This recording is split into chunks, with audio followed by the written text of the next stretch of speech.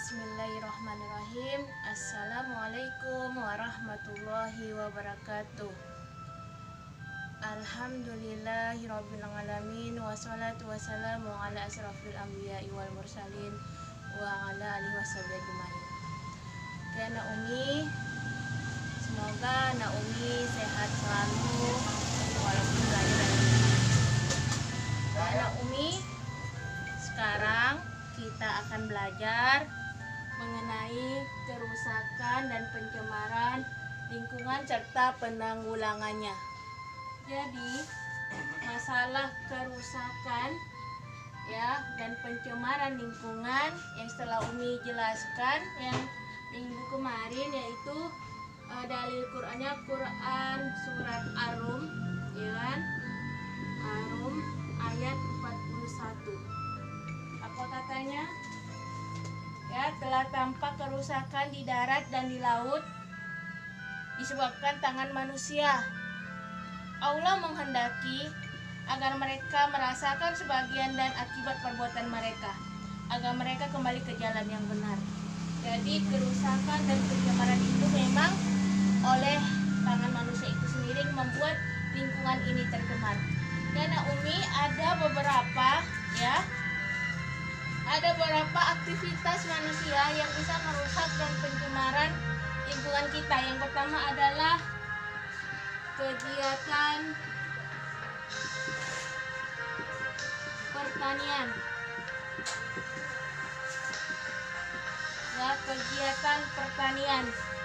Kegiatan pertanian dapat menimbulkan pencemaran jika kita menggunakan zat-zat kimia. Apa aja zat kimianya? Yang pertama ada pupuk, ya, pupuk yang menggunakan bahan kimia. Apa itu? Pupuk anorganik, ya, anorganik. Kemudian ya, pestisida, itu salah satu contohnya. Yang kedua yaitu kegiatan industri dan pertambangan. Kegiatan industri dan pertambangan.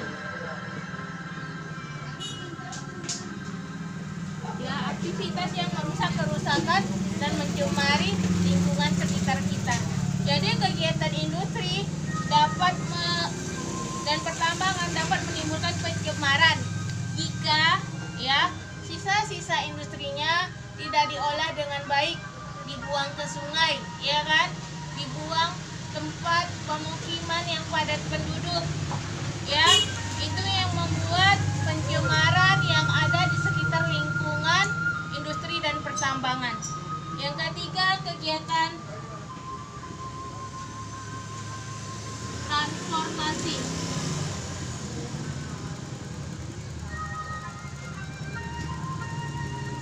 Ya, kegiatan transportasi yang menggunakan mesin-mesin, ya, yang menimbulkan pencemaran. Jadi kalau yang menggunakan mesin seperti sepeda motor, mobil, ya kan, truk, itu menimbulkan pencemaran. Tetapi kalau tidak menggunakan mesin seperti sepeda, itu tidak menimbulkan pencemaran. Jadi asap-asap kendaraan itu yang membuat pencemaran di sekitar lingkungan kita, ya.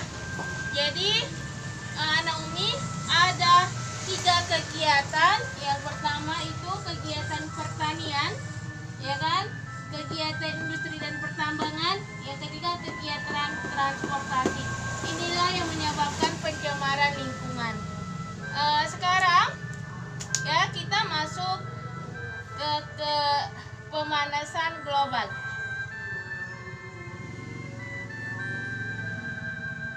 Ya, jadi kerusakan dan pencemaran. Jadi setelah terjadi kerusakan dan pencemaran, maka dia terjadi permasalahan, ya. Terjadi permasalahan.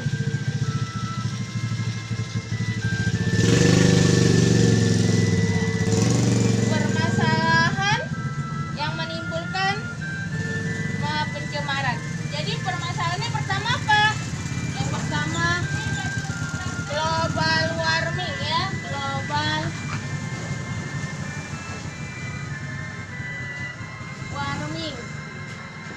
kedua itu ada efek rumah kaca.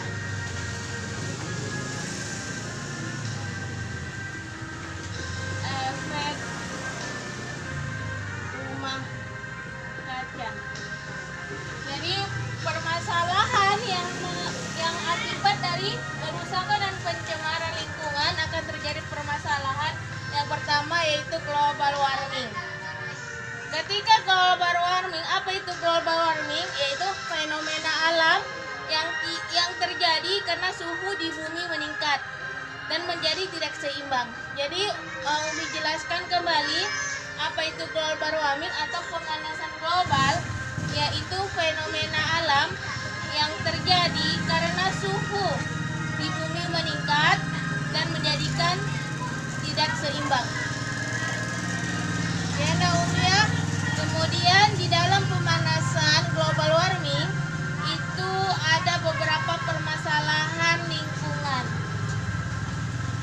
Kita hapus saja karena papan tulisnya tidak cukup. Ya, jadi di global warming ya, global warming itu ada permasalahannya. Yang pertama, mencairnya es kutub ya. Mencairnya es kutub utara ya, kutub utara dan selatan. Jadi peristiwa mencairnya es kutub di berbagai pegunungan dapat menyebabkan dan meningkatkan permukaan air laut. Dengan mencairnya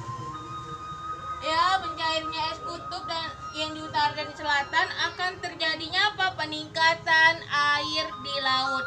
Sehingga air di laut meningkat, maka pulau-pulau di sekitar laut tersebut akan tergenangin air dan pulau-pulau pun menjadi hilang. Itulah kalau sudah mendekati hari kiamat. Tanda-tandanya apa? Salah satunya mencairnya es kutub utara dan selatan. Maka pulau-pulau yang ada di sekitar kutub utara dan kutub selatan akan menghilang karena tergenangin air atau tenggelam pulau-pulau tersebut. Yang kedua, perubahan suhu di laut. Perubahan suhu di laut. Lihat, perubahan suhu di laut. Itu juga akibat dari global warming. Apa akibatnya? Akibatnya pemanasan global warming dapat berdampak pada ekosistem laut. Perubahan ekosistemnya yaitu berubahnya pola penyebaran ikan. Yang ikan itu ya sehingga nelayan itu sulit mendapatkan ikan. Jadi mengurangi mata pencarian para nelayan. Jadi penyebaran ikan itu semakin menipis di laut sehingga susah mencari ikan di laut, sehingga mata pencarian nelayan di laut menjadi agak sulit. Yang ketiga, perubahan iklim.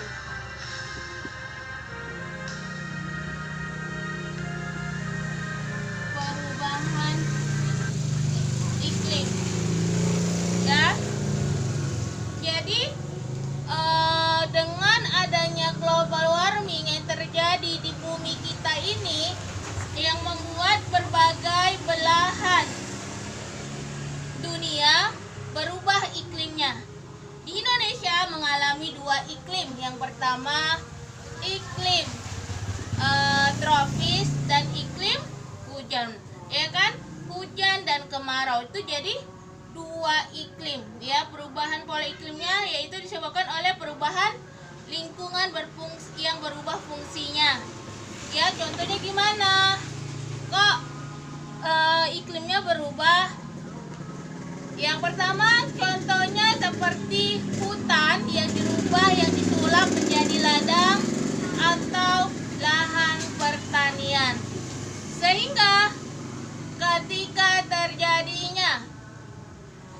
musim kemarau yang biasanya hutan memberikan oksigen, maka oksigen itu tidak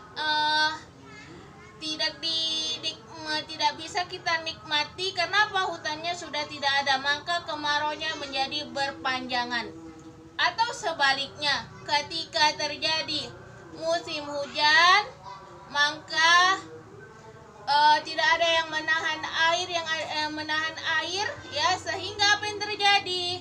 Banjir di mana-mana. Jadi telah tampak jelas di Quran surah Ar-Rum ayat 41, kerusakan di muka bumi ini disebabkan oleh tangan manusia itu sendiri. Kenapa? Karena mereka terlalu serakah dengan keinginan mereka. Kemudian semakin mudahnya penyakit menular, ya. Semakin mudahnya penyakit menular. Ya, Naomi, kok bisa semakin mudah penyakit menular? Contohnya gini, akibat pemanasan global warming yang terjadi di bumi kita, yang biasanya suhu di udara dingin, ketika berubah cuacanya tidak menentu, maka ya udara yang di sekitar bumi, sekitar udara yang bersuhu dingin itu menjadi udaranya sedang, sehingga penyakit yang rentan di daerah tropis itu masuk ke daerah dingin. Ya, contohnya apa? Seperti malaria dan demam berdarah. Kemudian krisis air, ya, yang kelima, krisis air. Ya. Jadi, anak Umi, air, ya, lihat ya, krisis air. Air merupakan kebutuhan utama manusia untuk hidup. Ya, manusia tanpa air itu tidak bisa, ya. Jadi kenapa? Air merupakan sumber kehidupan manusia. Jadi karena akibat global warming, maka terjadi krisis air. Lomi, kok jadi krisis air? Ya, kita lihat perjalanan siklus air yang kita minum sehari-hari. Ya, gimana siklus air? Ya, siklus air. Ya, siklus air. Ya, Umi jelaskan.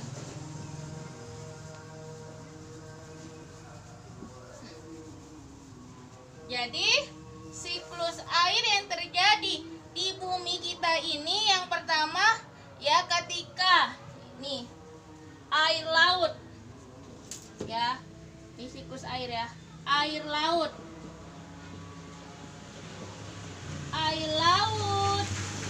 menguap, ya, air laut menguap ke angkasa, maka terjadilah gumpalan awan yang berisikan ya titik-titik air. Nih di angkasa, ya, air laut. Terjadi apa? Air laut menguap ke atas, kemudian menjadi gumpalan-gumpalan awan yang berisi air, titik-titik air. Kemudian titik-titik air ini, ya, titik-titik air ini dia dibawa oleh angin. Kemana? Ke daerah pegunungan, kemudian di daerah dataran tinggi, ya. Kemudian sudah dibawa angin, maka terjadilah hujan, ya, terjadi hujan di bumi, ya. Air-air yang mengalir yang dari hujan itu, air-air yang mengalir hujan itu masuk dia ke akar hutan untuk ditahan, kemudian menjadi mata air, kemudian dia mengalir lagi ke sungai dan terjadi lagi penguapan seperti di air laut. Kemudian apa? Karena adanya global warming, sehingga hutan di tidak dapat menahan air yang turun dari angkasa, ya. Energi siklus tadi tidak bisa menahan, sehingga apa? Kekurangan air, ya. Kemudian yang biasanya kita bisa menikmatin air tanah, kenapa? Karena global warming, mata air tersebut semakin menipis, sehingga apa terjadi? Kekurangan air, sehingga terjadi apa? Krisis air bersih. Ya, banyak ya kita lihat di Indonesia terjadi krisis air bersih. Itu tadi akibat tangan manusia sendiri, akibat global warming tersebut. Jadinya kita sendiri yang rugi. Kenapa? Keserakahan manusia tersebut. Kita tidak berbuat, tetapi kita dapat dampaknya. Ya, Naomi ya. Jadi ada beberapa akibat, Umi ulangin, beberapa akibat dari pemanasan global, ya, atau global warming. Jadi sebelum Umi ulangin kembali apa itu global warming, yaitu fenomena alam yang terjadi karena suhu di bumi meningkat dan menjadi tidak seimbang. Maka dari akibat global warming itu, ya, itu ada beberapa permasalahan. Yang pertama itu mencairnya es kutub utara dan selatan. Yang kedua, perubahan suhu di laut. Yang ketiga, perubahan iklim. Yang keempat, semakin mudahnya penyakit menular. Yang kelima, terjadinya krisis air. Jadi Naomi sudah Umi jelaskan ya mengenai global warming. Sekarang kita kerjakan latihan halaman ya, yang kemarin 67123, sekarang 4567 ya. Buka halaman 17 tugasnya, halaman 17, nomor 1 2 3 4 5 6 ya, 1 2 3 4 5. Berarti halaman dari nomor 4 sampai dengan nomor 8. Itu saja yang anak Umi kerjakan. Dan Umi sudahi dengan hamdalah, alhamdulillahirabbil alamin, dan assalamualaikum warahmatullahi wabarakatuh.